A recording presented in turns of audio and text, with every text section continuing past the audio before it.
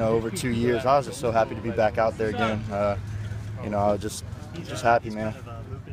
I'm sorry I missed it. What's the prognosis this week? You feel like you're playing, you're starting, you're... That's not a question for me. That's a question for Coach Elliott. But Will Sport's done a great job in there. So, that's the question for Coach Elliott. But you're healthy and ready to play. Yeah, I'm ready. How close are you to whatever 100% has been for you recently? How close do you feel to what you felt like before the knee in the fall? It's coming along. I've only been out there for 4 practices, really. So it's coming along. I feel like I'm progressing well, and it feels good. So, I'm close to there, being ready.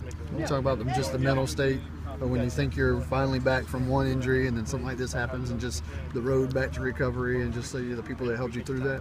Yeah, honestly, God's blessed me with a lot of great people here. This university, all my friends, the teammates, the staff, and everybody. It's been a real blessing to me. Everyone's been on me and keeping my head up, helping me out through this rough time. What kind of conversations, because when it initially happened, we talked to Cody, and Cody was telling us about how, he just kind of didn't waste any time. He was in there telling you to keep your head up. Mm-hmm. Can you just talk about your conversations with Cody during this? Like you said, keep your head up, keep working. I've done this before. I can do it again. It's not, it's something I'm used to. So. Do you feel sharp enough to, if he said go start, you'd be comfortable going in there and playing the whole game? Yeah. I'm ready. Mike, what was it like for you getting back in the game on Saturday? I apologize, I'm coming up late. That's fine. Like I said, I was just so happy to be back, man.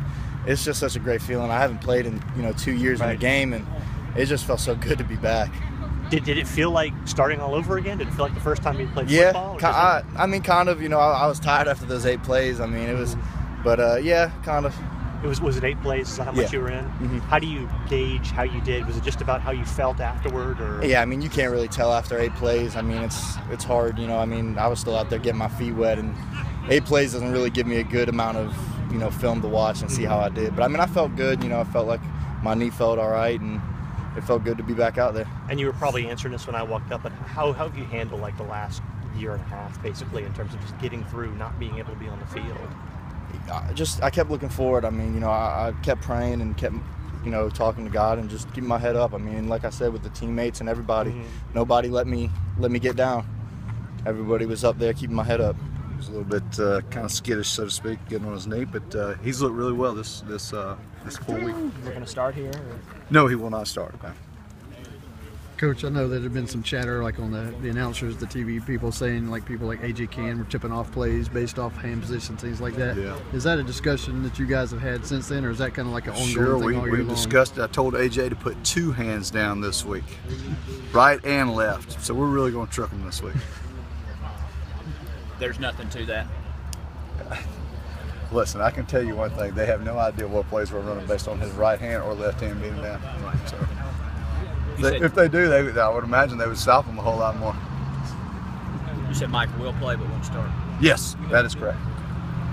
What did it mean to him just get back in the field last week? It's good. It's good. It's good for our morale. He's a good guy to be around. He's just the environment. It kind of picks up everybody's spirits. If you look at him, he's got them dreads up in his hair, and he has fun at practice, and it's just good to have him back. He enjoys football. We enjoy having him. And physically and everything, he was fine coming out of it, and everything was what you wanted. Yeah, he only played, I think, 8-9 snaps. We put him in one series, and he went down there and we scored that series. Had a big long run, and I said, I just wanted to get your feet wet. I wanted to break you in just a hair. Get out, sit down.